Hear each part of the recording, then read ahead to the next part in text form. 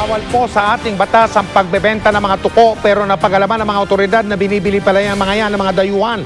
Naniniwala kasi sila na gamot ng mga tuko sa ilang sakit kabilang ang cancer at AIDS. Nakatutok si Emil Sumangit.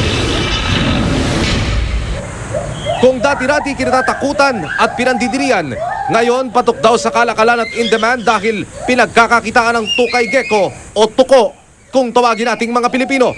Sa report na nakarating sa Protective Areas and Wildlife Bureau ng DENR, ang tuko na tumitimbang ng higit sa 400 gramo ay nabibili ngayon mula 50,000 hanggang kalahating milyong piso. Sa sumbong na natatanggap ng mga otoridad mula sa mga environmentalist sa mga lalawigan, mga dayuhan mula sa Southeast Asia daw ang mga bumibili ng tuko dito sa Pilipinas. Paniwala raw ng mga dayuhan, mabisang gamot ang tuko para sa mga sakit hindi lamang sa hika, kundi maging sa may cancer at HIV/AIDS. Pinabulaanan naman ito ng mga otoridad, hindi pa napapatunayang nakapagpapagalinga ng mga karamdaman ng tuko. Pinupulverize, dinadry, pinupulverize or binabarbecue, tinutusok at iniihaw. Tapos kinakain.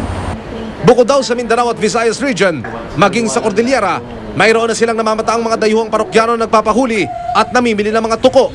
Maigpit na ipinagbabawal ng batas alinsunod sa Republic Act 9147 o ang Wildlife Act of the Philippines ang pagbebenta ng mga tuko kahit hindi pa ito kinukonsiderang endangered species. Wala pa rin daw silang ini-issue na special permit para sa sino mang nagnanais na magbenta o mag-alaga ng ganitong klase ng hayop. Kung wala siya sa endangered species list, hindi rin pwedeng basta-basta kumuha ka from the wild. Mangolek ka, tapos i-export mo directly or i-trade mo siya directly. Kasi ang collection ng mga wildlife species natin ay dapat nababase sa study.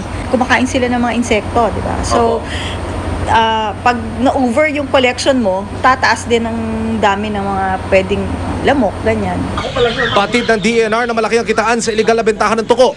Patunay na raw dito ang website na www.tuko.com.ph na kung saan parang mga sasakyang ibinebenta at nabibili ang mga tuko. Minomonitor daw nila ito at humingi na rin sila ng tulong sa NBI. Emil Sumangil, Nakatutok, 24 Oras.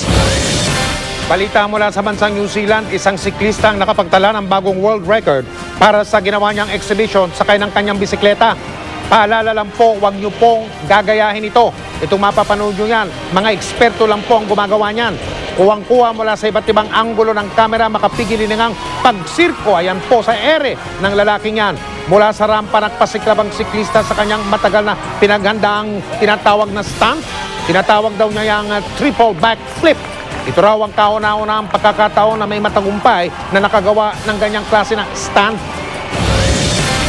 Balik po tayo dito sa ating bansa. Wala pa raw tugon ang China sa protesta ng Pilipinas laban sa mga aktibidad ng China sa West Philippine Sea na bahagi po ng pinagagawang Kalayaan Group of Islands o kilala rin sa pangalang Spratlys. Sa pamagitan ng tinatawag na diplomatic note, hiniling ng ating Department of Foreign Affairs sa Embahada ng China na bigyan linaw ang mga ulat na may namataan manong mga barko ng China sa bahagi ng Iroquois Bank sa West Philippine Sea. Ang mga naturang barko ay nagbabaraw doon ng mga materyales na pang-construction. Ang mga tauhan nila ay nagtayo ng mga poste. Ayon kay Foreign Affairs Secretary Albert De Rosario, malinaw na paglabag yan sa kasunduan ng dalawang bansa. Yang pagtatayo ng anumang struktura roon. Ayon naman sa isa pang source ng GMA News sa DFA, ang diplomatic protest ng Pilipinas ay kasunod ng sunod-sunod na mga pangyayari sa Spratlys. Gaya na lang ng nangyari noong Pebrero, kung saan ilang mangingisda raw sa Jackson Atoll na sakop din ng Spratlys ang pinaputukan umano. Si Mel Tiangco, ang inyong kapusong totoo. Karaniwang ginagamit sa ating mga lutong bahay ang iodized salt, mineral na mayaman sa iodine na nagpapalusog ng ating thyroid. Pangunahing produkto ng probinsya ng Occidental Mindoro, ang iodized salt. Pero nakakataka na maraming residente doon ang may bosyo o goiter. Sa pagtutulungan ng GMA Kapuso Foundation ng lokal na gobyerno at grupo ng mga thyroid doctors, isang surgical mission ang ginanap kamakailan sa naturang probinsya. Bukod sa pangunahing producer ng iodized salt, mayaman din ang Occidental Mindoro sa pagkaing dagat.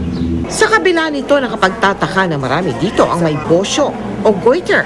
Resulta ito ng kakulangan ng iodine na nagdudulot ng paglaki ng thyroid gland.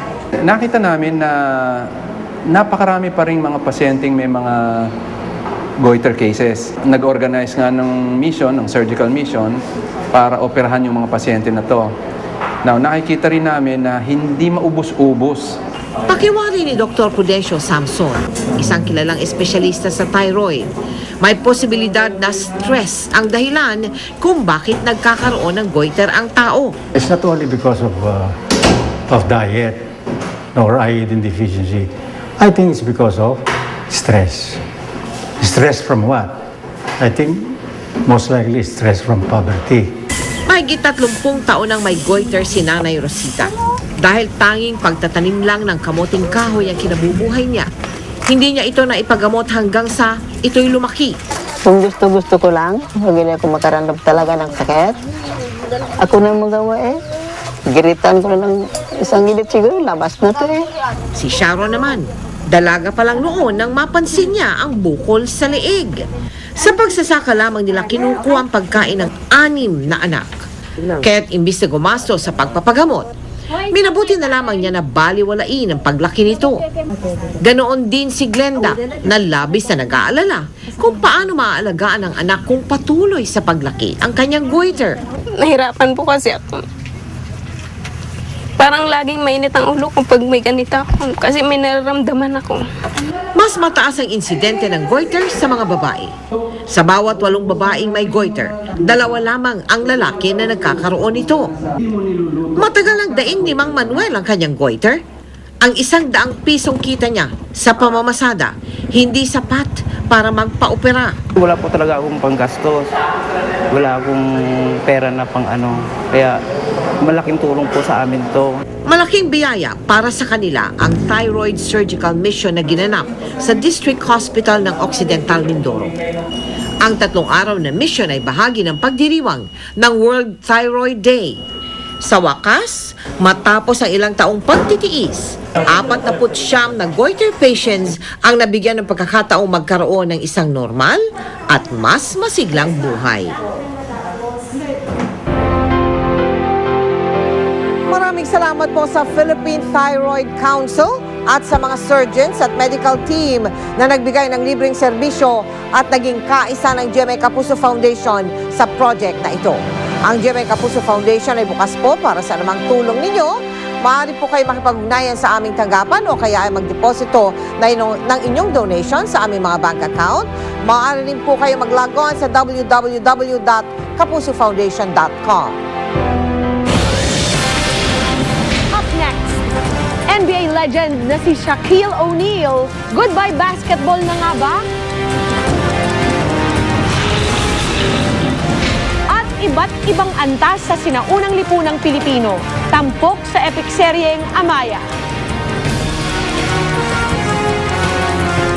Tutok lang dito sa 24 oras.